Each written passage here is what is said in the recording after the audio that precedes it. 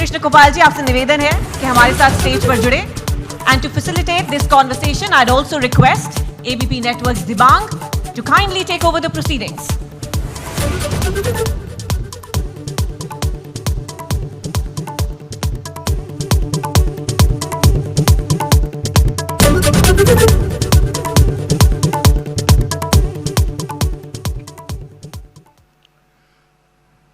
नमस्कार, मैं हूं दिबांग। कृष्ण गोपाल जी, आपका स्वागत है। आपने दिल्ली में एक बड़ा बयान दिया पाकिस्तान को लेकर, और आपने कहा कि अगर पाकिस्तान चाहे तो भारत गेहूं भेज सकता है, 20 लाख टन भेज सकता है, वो मांगता नहीं है। क्या कहना चाह रहे हैं आप? भारत का जो विचार है, सर्वे भवन्तु सुखिनः, दुनिया में सभी सुखी रहें। दुनिया में कोई भी मनुष्य कहीं पर भी भूखा ना रहे। हमारे पड़ोस में ठीक है, पाकिस्तान संकट में है, लेकिन बार बार वो हमारे ऊपर आक्रमण भी करता है। लेकिन यदि पाकिस्तान उदार मन से भारत से गेहूं मांगता तो भारत सदाशयता के साथ उसको जरूर देता।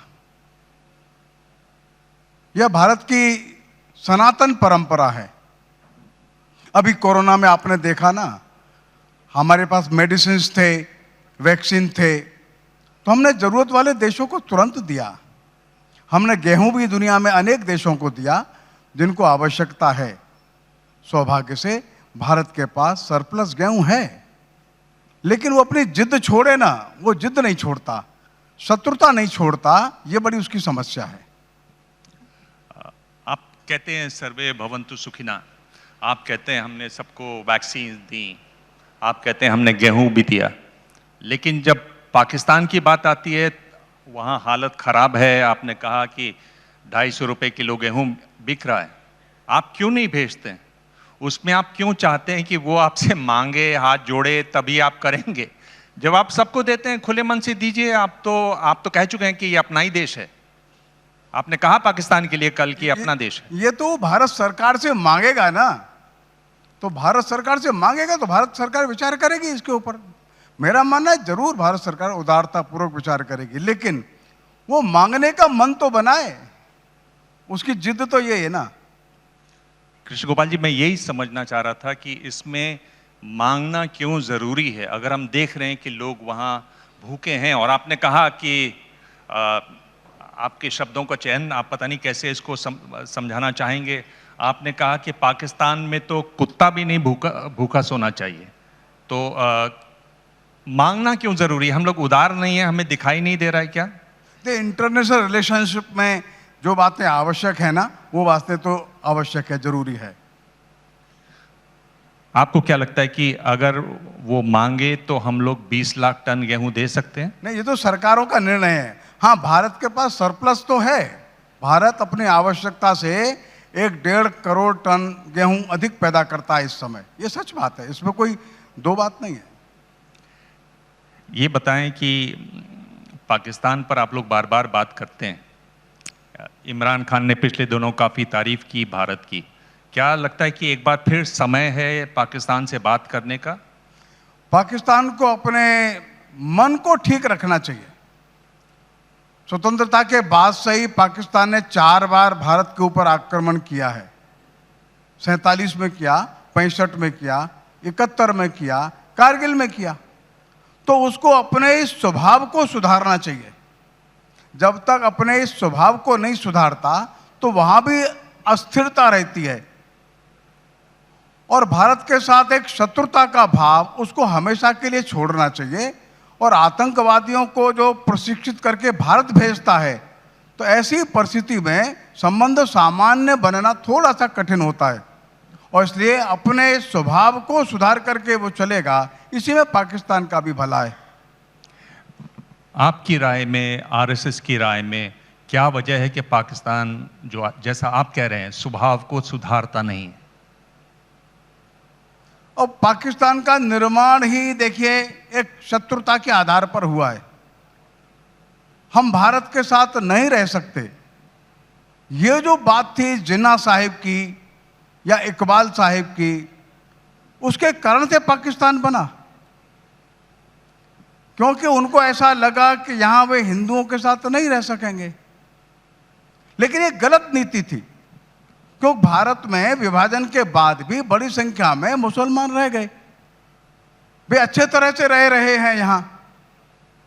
तो भारत में जो मुस्लिम जनसंख्या यहां रह गई थी वो अच्छे से बढ़ रही है।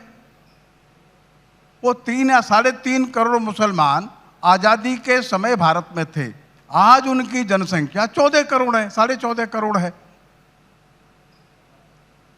लेकिन पाकिस्तान के अंदर जो हिंदू रह गए थे वो उस समय लगभग 11 साढ़े 11% थे, वो केवल 1% रह गए। ये ऐसा क्यों होता है? ये एक चिंता का विषय है। जो आबादी थी मुसलमानों की वो करीब 26% थी, जिन्ना मांग रहे थे 30% आरक्षण। आज वो घट गई है, भारत में करीब 15-16% मुसलमान हैं, 17% मुसलमान हैं। क्या इसमें जो गिनती है वो आपकी गिनती बाकी गिनतियों से अलग चलती है? उसकी कोई खास वजह है? नहीं, मैं तो सेंसस की रिपोर्ट बता रहा हूं।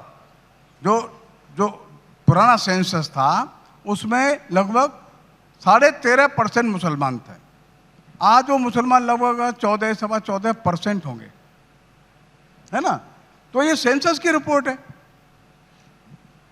आप सेंसस की बात कर रहे हैं, आपको सेंसस पर कितना विश्वास है? देश में जनगणना होनी चाहिए, ये आप कितना जरूरी मानते हैं? भाई, सेंसस के अलावा और कौन सा आधार है? वो अच्छे प्रकार से हो, इतना ही आवश्यक है। मैं ये सवाल इसलिए भी पूछ रहा हूं कि अगर 1881 से माफ कीजिएगा, लगातार एक काम हो रहा है, वो जनगणना का काम हो रहा है 1881 से 1830 के आसपास अंग्रेजों ने इसकी कोशिश की थी, और ये पहली बार है कि जनसंख्या अभी तक गिनी नहीं गई है इस देश की। हमारी जितनी भी योजनाएं बन रही हैं वो 2011 में जो जनसंख्या गिनी गई थी, यानी 15 साल पुरानी जनसंख्या के आधार पर बन रही है। और कहा यह जा रहा है कि 2024 का जो चुनाव होगा उसके बाद ही लोगों को गिना जाएगा, जनसंख्या जनगणना की जाएगी। आपको इस पर, आरएसएस को इस पर चिंता नहीं है? आरएसएस सरकार के पता नहीं लगाम खींचता है, कान खींचता है, या कान में बोलता है, वो करता नहीं है, क्या है? तो जनगणना 1881 से प्रारंभ हुई और हर 10 वर्ष के बाद भारत में सेंसस होता है। हाँ, उसके अंदर एक्यूरेसी और अधिक अच्छी हो, ये तो आवश्यक है, लेकिन जनगणना के अलावा और कोई ऐसा साधन तो दिखाई देता नहीं जिससे कि देश में कितने मनुष्य हैं, बच्चे कितने हैं, पढ़े लिखे कितने हैं, रोजगार में कितने हैं, इकोनॉमिक कंडीशंस कैसी है, लिटरेसी का रेट कैसा है। तो ये सब बातों को जानने के लिए देश में जनसंख्या की और हर 10 साल बाद ये प्रोसेस होती है। लेकिन जनसंख्या ये गिनी जाती है, जो सेंसस होता है, इसमें बहुत सारे जो पैरामीटर्स है उसके आधार पर आगे के प्लानिंग होता है, आगे की योजनाएं बनती है, शिक्षा के बारे में, रोजगार के बारे में, डेवलपमेंट के बारे में। तो सेंसस तो आवश्यक है, लेकिन ये सेंसस बहुत सारी बातों को डिक्लेयर भी करता है, बताता भी है क्या स्थिति है। और कभी कभी थोड़ा चिंताजनक स्थिति जो ध्यान में आती है वो ये आती है कि एक और तो लिटरेसी का रेट बढ़ रहा है, अच्छी बात है। जो पॉपुलेशन का ग्रोथ रेट था, जो एकदम अलार्मिंग था, वो कम हो रहा है, ये अच्छी बात है। देश भर में जो इंजीनियर्स है, डॉक्टर्स है, ग्रेजुएट्स है, उनकी संख्या बढ़ रही है, ये तो अच्छा है। लेकिन जो डेमोग्राफिक चेंज हो जाता है वो तो चिंताजनक दिखाई देता है। सर, आसाम का मूवमेंट क्यों हुआ? जब 1941 के सेंसस के आधार पर मुस्लिम मेजॉरिटी वाले डिस्ट्रिक्ट्स जो है वो पाकिस्तान को चले गए, लेकिन पिछले 60-70 वर्षों के अंदर वहां 9-10 डिस्ट्रिक्ट फिर मुस्लिम मेजॉरिटी के हो गए। तो एक जनगणना ये भी बताता है कि खतरा कहाँ पैदा हो रहा है, ये अच्छा नहीं है। हमारा मानना ऐसा है, ये जो प्लान्ड वे में या किसी भी कारण से जो डेमोग्राफिक चेंजेस आते हैं वे अलार्मिंग होते हैं, भविष्य के लिए एक खतरा उसकी घंटी बजाते हैं। तो आसाम के लोगों को लगता है उनकी पहचान भी खतरे में पड़ जाएगी। दुबड़ी, नलबाड़ी, हैलाकांदी, करीमगंज, उन जिलों को देखिए ना आप, क्यों ये डेमोग्राफी ऐसी बदल गई, ये हमारे लिए चिंता का विषय है। कृष्ण गोपाल जी, पर मेरा सवाल तो वहीं खड़ा हुआ है, उसके पास आप गए नहीं। मेरा सवाल यह है कि क्या आपने सरकार को कहा, सरकार के कान मरोड़े, सरकार को इशारा किया, सरकार को कहा कि ये गिनी जानी चाहिए आबादी? क्या ये वजह है कि सरकार ने बहुत सारी योजनाओं के बारे में जो दावे किए हैं, वो अगर जनसंख्या गिनी जाती है तो वो दावे, उनकी सच खुल जाएगा? 10% घरों में बिजली है, हम ये मान लें कि सभी घरों में बिजली है गांव के, ये सारी बातें खुल जाएंगी। क्या यही वजह है कि 24 के चुनाव के बाद गिनती होगी? इस पर आप सीधा सवाल का जवाब देने रहे हैं, ये बात सही नहीं है आपकी। जो जिस तरह से आप प्रश्न कर रहे हैं वो से हम सहमत नहीं है। आप प्रश्न से सहमत हैं? नहीं, हाँ, आपने जैसे कहा ना, वो प्रश्न को मैं दोबारा बोलना नहीं चाहता, लेकिन जिस तरह से आपने कहा उससे हम सहमत नहीं हैं।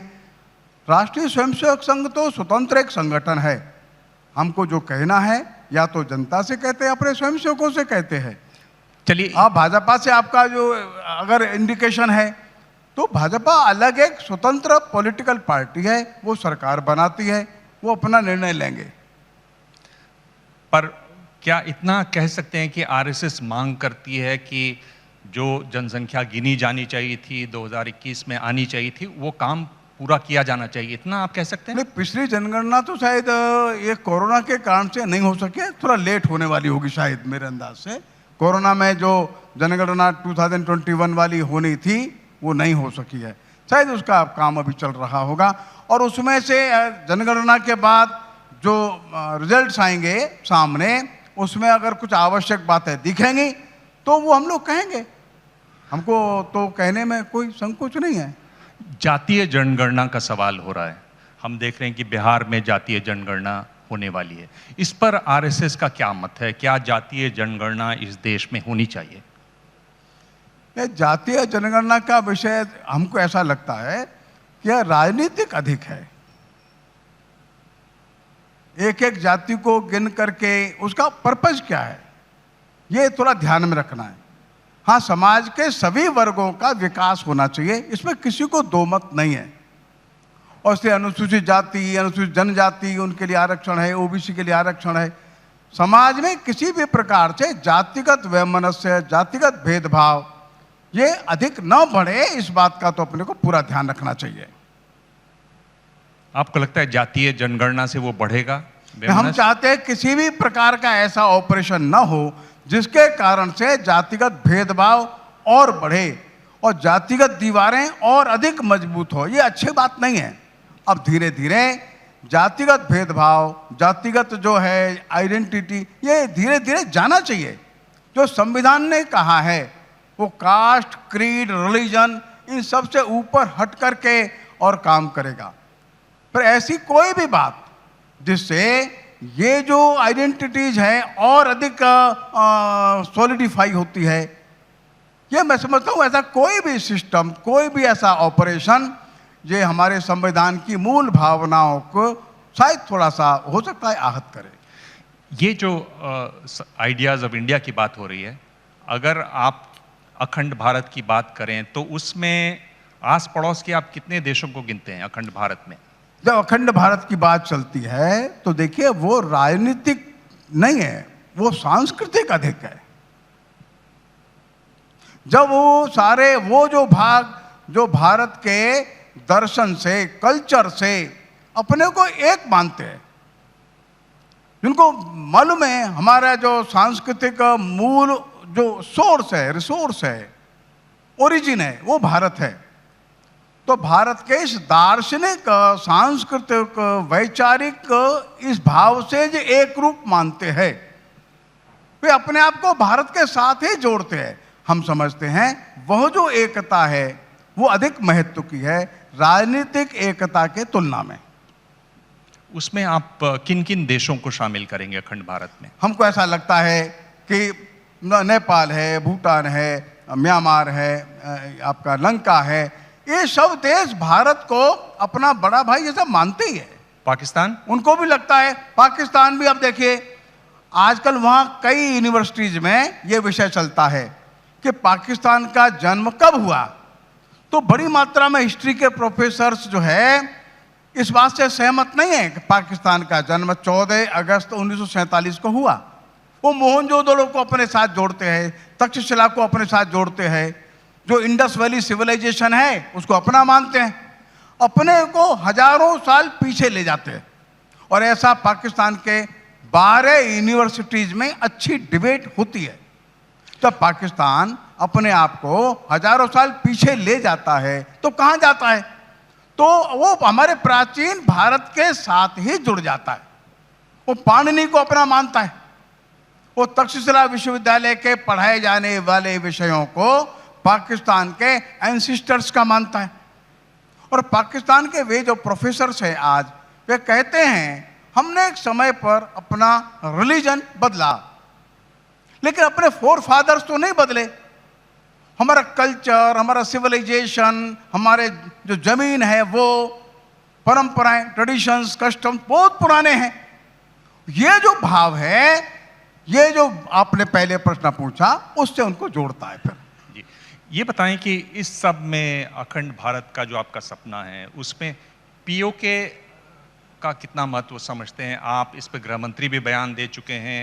आपकी पीओके पर क्या राय है, क्या होना चाहिए? पीओके ही नहीं, हम तो ये कहते हैं कि जो भी स्थान ऐसा जो कभी भारत के साथ रहा है और धीरे धीरे अपने पुरखों को याद करेगा, पूर्वजों को याद करेगा, पुरानी परंपराओं को याद करेगा, तो अपने एक इतिहास की ओर चल देगा।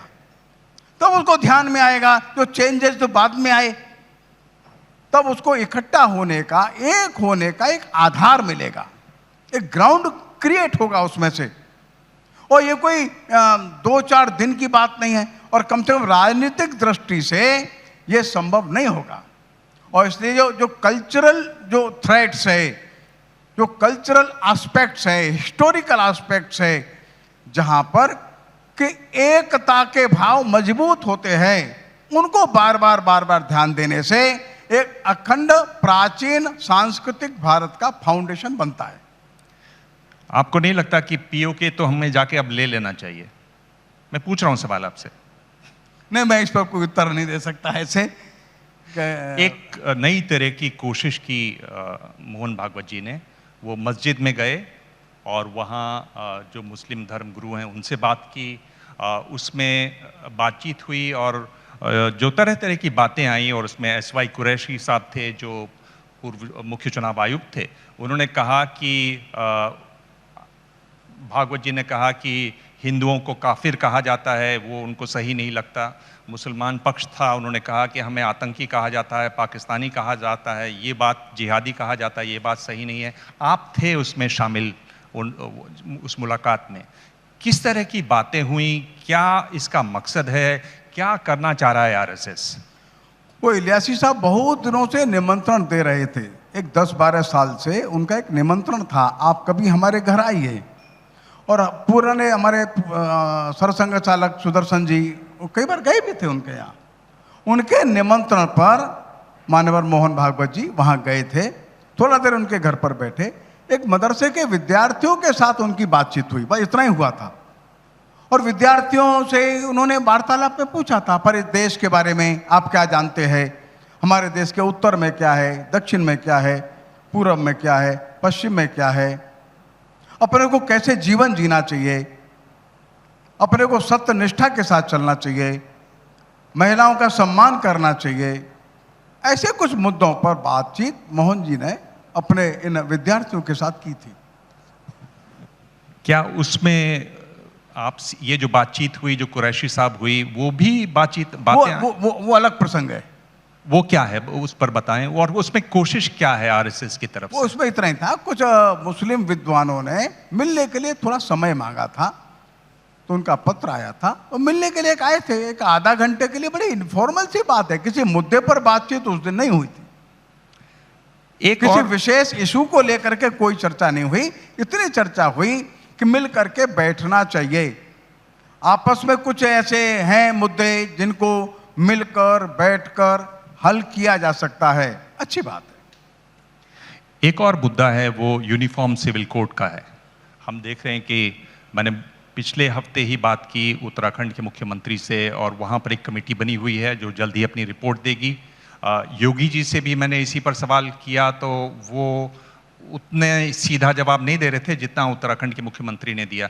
क्या आपकी राय है, और क्या आरएसएस ने ऐसा कुछ निर्देश देते हैं, कान में बोलते हैं? मतलब सांस्कृतिक संगठन जरूर हैं, पर बीजेपी से आपकी बातचीत तो होती है, और आप ये बातचीत पिछले दिनों देख भी रहे थे। कैसे आपने कुछ कहा है इस बारे में, यूनिफॉर्म सिविल कोड के बारे में? यूनिफॉर्म सिविल कोड के बारे में संविधान सभा में चर्चा हुई है। जो कॉन्स्टिट्यूशनल असेंबली है, उस असेंबली के डिबेट्स में हम लोग को जाना चाहिए। तो जो फ्रेमवर्क ऑफ द कॉन्स्टिट्यूशन है, उनका भी एक विल है। वो विल क्या है? संविधान निर्माताओं ने क्या बातें ध्यान में रखकर यह अपेक्षा व्यक्त की थी कि देश को जल्दी ही एक यूनिफॉर्म सिविल कोड मिलेगा। ये बात ठीक है, उस समय इस पर सहमति नहीं बनी और उन्होंने भविष्य के लिए इसको छोड़ दिया। नंबर 2, अनेक बार सुप्रीम कोर्ट ने सरकार को यह निर्देश दिया है कि जल्दी ही यूनिफॉर्म सिविल कोड की तैयारी करो, इसको लाने का कोशिश करो। तो वो क्या बात है? किन मुद्दों पर हमारी संविधान सभा के सदस्यों ने और किन मुद्दों पर हमारे सर्वोच्च न्यायालय ने निर्देश दिए हैं, उन मुद्दों को अपने को ढूंढकर निकालकर कुछ मुद्दों पर अगर बन जाती है और सहमति, तो इसको लाना चाहिए। ये हमारी संघ की राय नहीं है, फिर मैं बता रहा हूं, संविधान के निर्माताओं की राय है। ये संविधान में है, संविधान सभा की डिबेट में है ये। नंबर 2, ये सर्वोच्च न्यायालय के भिन्न भिन्न निर्णयों में है कि देश को एक यूनिफॉर्म सिविल कोड की ओर बढ़ना चाहिए। लेकिन इसको अब बहुत लंबा समय हो गया, 72 ईयर्स हो गया। तो कोई तो इस पहल को करे। अगर सब बातों पर सहमति नहीं बनती है, तो जिन बातों पर सहमति बनती है, उस एक देश में उन मुद्दों पर एक कानून आ जाए तो शायद अच्छा रहेगा। भागवत जी, अब तो डबल इंजन की सरकारें बहुत सारे राज्यों में हैं। डबल इंजन की सरकारें बहुत सारे राज्यों में हैं। क्यों नहीं आप इस पर सरकार को कहते, बीजेपी को कहते कि भाई अब कर दो, अभी नहीं तो कब? देखिए, बार बार वही प्रश्न पूछते हैं। सरकारों को कहने का काम हमारा नहीं है। नंबर 1, सरकारें स्वतंत्र है। भाजपा एक स्वतंत्र संगठन है। भाजपा में काम करने वाले जो मंत्री है, मुख्यमंत्री है या केंद्र की सरकार है, वे मिलकर के अपने हिसाब से निर्णय लेते हैं। राष्ट्रीय स्वयंसेवक संघ कोई अलग से कोई बाहर बैठी एजेंसी नहीं है जो उनको निर्देश दे, ऐसा कुछ नहीं है। वही बात सच है। बीबीसी पर रेड हुई पिछले दिनों, हमने देखा। हम अगर बीबीसी का इतिहास देखें तो 1968 में कोलकाता पर एक फिल्म बनाई थी बीबीसी ने, बीबीसी को बैन किया गया, बीबीसी के दफ्तर बंद हुए। 1971 में बीबीसी फिर लौटा, 75 में फिर जब इमरजेंसी लगी लंदन से चला बीबीसी, और उसके बाद 84 के दंगे हुए, बीबीसी ने फिल्म बनाई, वो दिखाई गई। अब ब्रिटिश पार्लियामेंट में कहा गया कि हम पैसा ज़रूर देते हैं लेकिन इनको बोलने की आज़ादी लोकतंत्र में होनी चाहिए। आपकी इसमें क्या राय है? क्या इस तरीके से रेड्स करना एक फिल्म बनने के बाद, डॉक्यूमेंट्री बनने के बाद, क्या ये सही आप इसको मानते हैं? आप कैसे देखते हैं, क्या नज़रिया है आरएसएस का आज़ादी पर, प्रेस की आज़ादी पर, बोलने की आज़ादी पर? नहीं, दोनों बातें हैं। आज़ादी भी होनी चाहिए, शायद लोकतंत्र कहता है उतनी आज़ादी होनी चाहिए। लेकिन जो एजेंसी रेड डालती है उनके पीछे भी कुछ कारण होता है। उनको वो अधिकार है, कहाँ गड़बड़ हो रहा है, क्या चेक करना, कहाँ रेड डालना, वो उनका वो है, अधिकार क्षेत्र है। तो दोनों का अधिकार क्षेत्र है, दोनों को अपने अपने अधिकार क्षेत्र और दोनों को अपनी अपनी ड्यूटीज, दोनों को निर्वाह करना है। किसी को भी अपनी अपनी और जो सीमा नहीं पार करना चाहिए, तो नहीं है। क्या ये जो रेड हुई उसको आप गलत मानते हैं? नहीं, इसमें हम कुछ नहीं कह सकते। नहीं, हम कैसे कह सकते गलत है कि ठीक है? ये तो वहां की परिस्थितियां बताएंगी वो तो बहुत जगह रेट डालते होंगे ना, बहुत जगह वहां भी डाला होगा। क्या कारण था ये वो बताएंगे। पार्लियामेंट में लोग प्रश्न पूछे, गलत है तो कोर्ट में चले जाए। ये नेता हैं, बड़े नेता हैं और आरएसएस से जुड़े हुए नहीं थे शुरू से। बहुत बड़ा इनका राज्य है, बहुत करिश्माई नेता के रूप में उभरे हैं। अब वो विकास की भी बात करते हैं और बहुत मजबूती से बात कर रहे हैं, भगवा पहनते हैं। मैं योगी जी की बात कर रहा हूँ। योगी जी को आरएसएस कैसे देखती है? क्योंकि अगर आप जिस तरह की चर्चाएं होती हैं, जिस तरह की बातें होती, खासतौर पर दिल्ली की सत्ता के गलियारों में, तो देखा जा रहा है कि ये भविष्य के प्रधानमंत्री हैं और आरएसएस बैक्ड हैं, आरएसएस का समर्थन है इनको। नहीं, ऐसा कुछ नहीं है। योगी जी एक अच्छे व्यक्ति, इतना ही है। और आप सभी लोग उनको जानते हैं और आज से राजनीति में तो नहीं आए हुए, वे शायद 5 बार सांसद भी रहे हैं, विधायक भी रहे हैं। और उनका जो मठ है, वो मठ के जो प्रमुख है वे सांसद का चुनाव लड़ते हैं। इनके पूर्व के गुरु महंत अवैधनाथ जी, वे भी सांसद रहे। उनके पूर्व के गुरु दिग्विजय नाथ जी, वे भी सांसद रहे। हाँ, ये बात सच है कि महंत होते हुए भी उस गद्दी का प्रमुख जो है राजनीति में रहता है, उन्होंने स्वीकार किया है। लेकिन उत्तर प्रदेश में उनकी उपलब्धियां हैं जिसको सारा देश भी शायद देखता जानता होगा। लेकिन भविष्य में क्या है ये भाजपा को निर्णय करना है, ये संघ के निर्णय का प्रश्न ये नहीं है। पर संघ का उनको समर्थन रहेगा? संघ को इस तरह के नेता पसंद हैं? हमारा सभी अच्छे भले लोगों को समर्थन है। ये बताइए कि एक और चीज़ जो योगी जी के साथ आई और जो अब उत्तर प्रदेश से मध्य प्रदेश में भी दिखाई दे रही है, जम्मू कश्मीर तक पहुंच गई है, बुलडोज़र की मैं बात कर रहा हूं। अगर बुलडोज़र का इतना इस्तेमाल होता है तो कानून व्यवस्था, संविधान, न्याय व्यवस्था ये तो फिर पीछे छूट जाती है। आप बुलडोज़र चला दीजिए, बात खत्म। नहीं, बुलडोज़र चला रहे होंगे वे, और आपको ऐसा लगता है कि गैर कानूनी है तो उसके लिए न्यायालय खुला है। ये बुलडोज़र चलना गलत है कि ठीक है, या तो ये विधानसभा तय करेगी, लोकसभा तय करेगी, या न्यायालय तय करेगा। अगर वो गलत चलता है तो कोर्ट में जाओ ना। कोर्ट में जाने के लिए स्वतंत्र है सब लोग। हाई कोर्ट जाओ, सुप्रीम कोर्ट जाओ। ये तो बिल्कुल साफ बात है, मेरे ख्याल से सब जानते हैं कि अगर आप किसी बात से सहमत नहीं है तो कोर्ट जाइए। पर मैं ये पूछ रहा हूं कि एक अपनी भी तो सोच होती है, एक सरकार की भी तो सोच होती है। आप जैसे संगठन जो इतनी चीज़ों को सोचता है, इतनी जगहों पर जाकर लोगों की मदद करता है, उसकी भी तो एक सोच होती है। आपकी सोच में बुलडोज़र कहाँ है, ये पूछ रहा हूँ। ऐसा है कि जो मेरे को जानकारी है, मैं उसमें बहुत ज़्यादा गहराई से गया नहीं, लेकिन कुछ अपराधी वृत्ति के लोग होते हैं और गलत ढंग से मकानों पर कब्जे कर लेते हैं, गलत ढंग से मकान बनाते हैं और उनको बहुत नोटिस हो चुका होता है, वो हटाते नहीं। ये मेरे को मालूम है असलियत क्या है, सच क्या है। अगर सही मकान तोड़ा है तो कोर्ट कचहरी है ना, जाते क्यों नहीं है? पर अपराध भी करते हैं, इल्लीगल मकान भी बनाते हैं, नोटिस देने के बाद तोड़ते भी नहीं है, तब लास्ट शायद रेमेडी मुझको लगता है उनके पास वो बचता होगा। मैं उसके न पक्ष में हूं न विरोध में हूं, लेकिन जो पीड़ित वर्ग है उनको लगता है गैर कानूनी काम हो रहा है तो देश में न्यायालय अभी भी सामर्थ्यवान है और हाई कोर्ट है, सुप्रीम कोर्ट है, और कोई हाई कोर्ट सुप्रीम कोर्ट किसी प्रकार से प्रभावित है ऐसा मानने का कोई कारण मैं नहीं मानता। ये एकदम बिल्कुल राजनीति से दूर मैं थोड़ा जा रहा हूं, पर मैं आपसे पूछ रहा हूं क्योंकि देश में इसको लेकर बहुत चिंता है। खासतौर पर हिंदी पट्टी में बहुत सारे लोग हैं जिन्होंने LIC में पैसा लगाया हुआ है, जिन्होंने स्टेट बैंक ऑफ इंडिया में पैसा लगाया हुआ है, पंजाब नेशनल बैंक में लगाया हुआ है। 80,000 करोड़ का निवेश है अडानी कंपनी में। क्या आपको लगता है कि ये जो आम लोग हैं इनका पैसा सुरक्षित है? क्यों नहीं RSS की तरफ से इस पर कोई भी बयान आया कि भाई कम से कम इसकी जांच होनी चाहिए, क्योंकि हमारे ही लोग हैं, देश के लोग हैं जिनका पैसा है इन बैंकों में। हम समझते हैं इस केस को तो अब सुप्रीम कोर्ट भी देख रहा है और सभी लोग देखें तो केस बिगड़ न जाए कहीं आपका। ये भाई इस केस पर पार्लियामेंट में डिबेट चल रही है, सुप्रीम कोर्ट ने संज्ञान लिया है, सुप्रीम कोर्ट स्वयं जांच के लिए तैयार है, कुछ कमेटी बना रहे हैं, जब इतनी हायर अथॉरिटीज इस केस में इन्वॉल्व है, तो हर विषय पर संघ तो कोई बयान देता नहीं। आप मानते इस बात को, जानते भी हैं। संघ ऐसी आए दिन की जो बातें होती हैं, संघ इस पर कोई बयान नहीं देता है।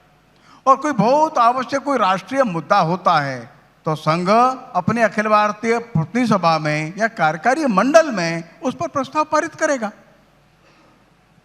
लेकिन कोई राष्ट्रीय मुद्दे आते हैं तो उस पर संघ प्रस्ताव पारित करता है। आए दिन होने वाली घटनाओं पर संघ वक्तव्य सामान्यतया नहीं देता।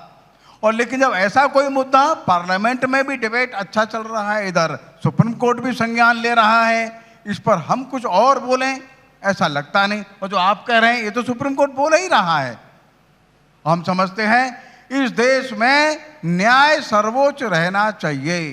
कहीं पर भी किसी को अन्याय हुआ है तो उसके लिए दरवाजे खुले होने चाहिए। आपका न्यूज़ चैनल्स भी है, आपके समाचार पत्र भी है, पार्लियामेंट भी है, विधानसभा है और न्यायालय भी है। इतनी एजेंसीज हैं जो सफरर्स के लिए, पीड़ित लोगों के लिए खुला हुआ है। इसके लिए हम भी यही कहेंगे, ये सभी संस्थाएं हिम्मत से अपना अपना कर्तव्य का निर्वाह करें।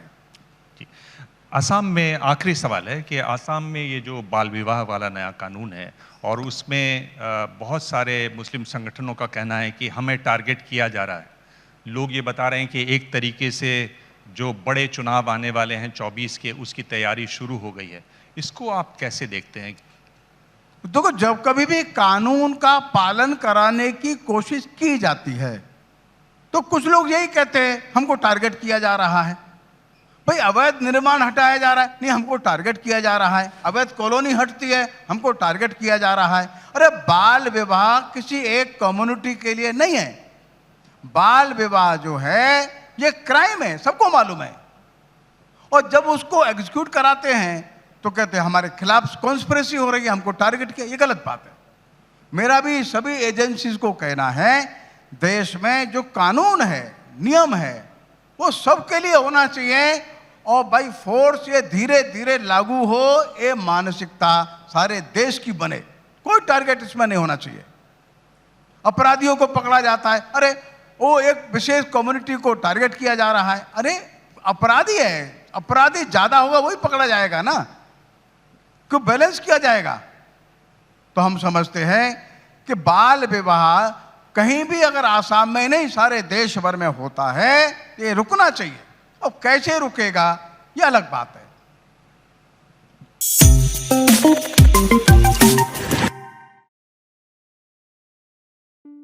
ABP Sonja, जोश, जज्बा, जुनून।